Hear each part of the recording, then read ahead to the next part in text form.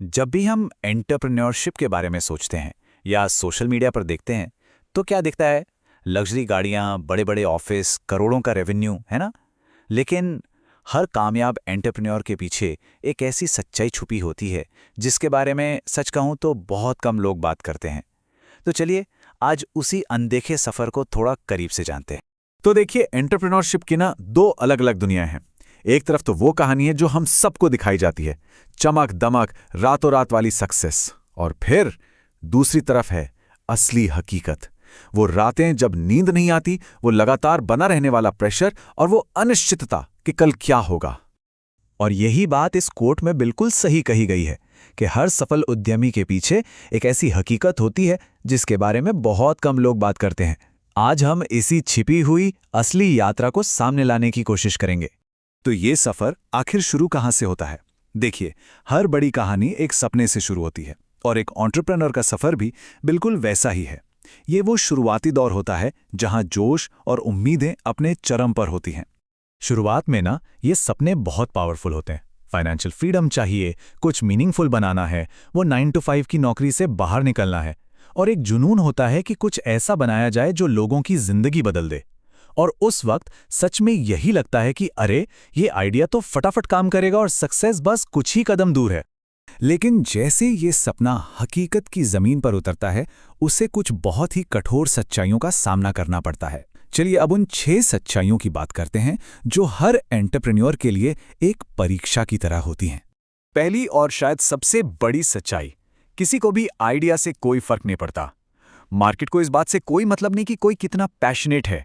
Customers को सिर्फ एक चीज से मतलब है, वैल्यू। क्या आपका प्रोडक्ट या सर्विस उनकी किसी असली प्रॉब्लम को सॉल्व करता है? बस। दूसरी हकीकत है पैसा। फंडिंग मिलना बहुत मुश्किल है और बिजनेस शुरू करने में हमेशा हमेशा उम्मीद से ज्यादा पैसा लगता है। ये जो गैप होता है ना, बढ़ते खर्च और धीमी शुरुआत के बीच, ये बहुत ज्यादा फाइनेंशियल प्रेशर बनाता है। जरा इन खर्चों पे एक नजर डालिए। प्रोडक्ट बनाना, उसकी मार्केटिंग करना, website, technology, employees, logistics, operations, और ये लिस्ट तो बस बढ़ती ही जाती है।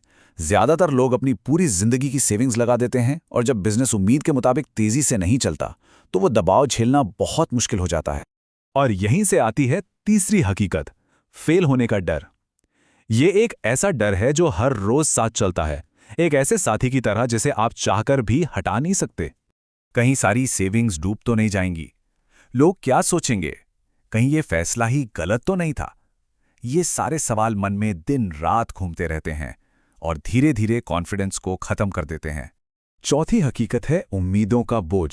और ये सिर्फ अपनी उम्मीदें नहीं हैं, ये परिवार, दोस्त और पूरे समाज की उम्मीदें होती हैं। ऊपर से सोशल मीडिया पर दूसरों की सक्सेस स्टोरीज देखकर ये बोझ और भी ज्यादा भारी लगने लगता है। पांचवी सच्चाई है लॉस।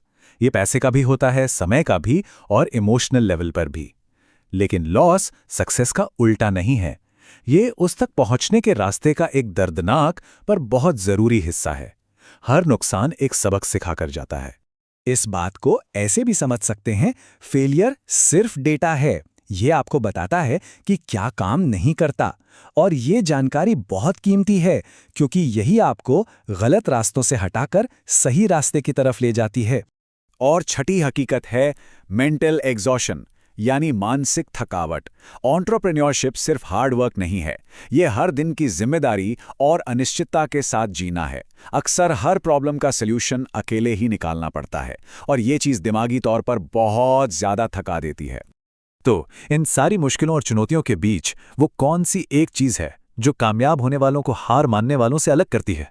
चलिए अब कहानी के उस मोड़ पर चलते हैं जहां हम उस सबसे जरूरी गुण के बारे में बात करेंगे, और वो गुण है रेजिलियंस। हिंदी में इसे जुझारूपन कह सकते हैं। मतलब ये वो काबिलियत है जो किसी को तब भी आगे बढ़ाती रहती है जब सब कुछ मुश्किल लग रहा हो। ये फेलियर से टूटने की जगह उससे सीखने की कला है।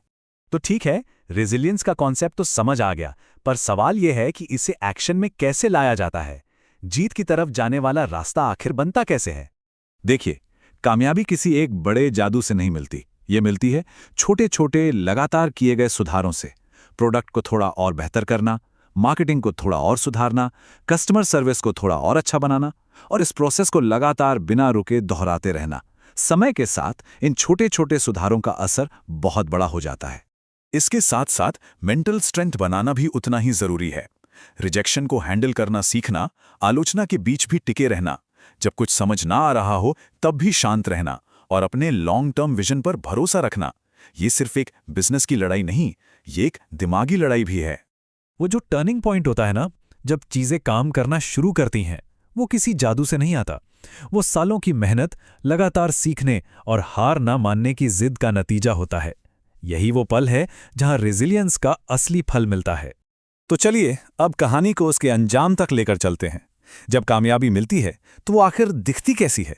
क्या वो वैसी ही होती है जैसा हमने सफर की शुरुआत में सोचा था? यहीं पर आकर कहानी एक सर्कल पूरा करती है। सफर की शुरुआत में सक्सेस का सपना था, ग्लैमर, शोहरत, लग्जरी कारें। लेकिन असल कामयाबी की हकीकत कुछ और ही निकली। आज़ादी, खुद का विकास, एक स्टेबिलिटी और खुश कस्टमर्स। असल में आखिर तक आते आते सक्सेस की परिभाषा ही बदल जाती है। तो एंटरप्रेन्योरशिप का असली नाम क्या है? हाँ, पैसा उसका एक हिस्सा है, लेकिन असली नाम है ग्रोथ। एक इंसान के तौर पर बेहतर बनना, एक बेहतर प्रॉब्लम सॉल्वर बनना, लीडरशिप और अनुशासन सीखना, और ये सीखना कि वैल्यू कैसे क्रिएट की जाती है। ये वो स्किल्स हैं जो जिंदगी भर साथ रहती हैं। और अंत में ये पूरी कहानी इस एक पावरफुल सोच पर आकर खत्म होती है। एंटरप्रेन्योरशिप सिर्फ एक बिजनेस बनाना नहीं है, ये खुद को बनाना है। ये पूरा सफर असल में पर्सनल ग्रोथ और सेल्फ डिस्कवरी का है। और शायद यही इस सफर की सबसे बड़ी जीत है।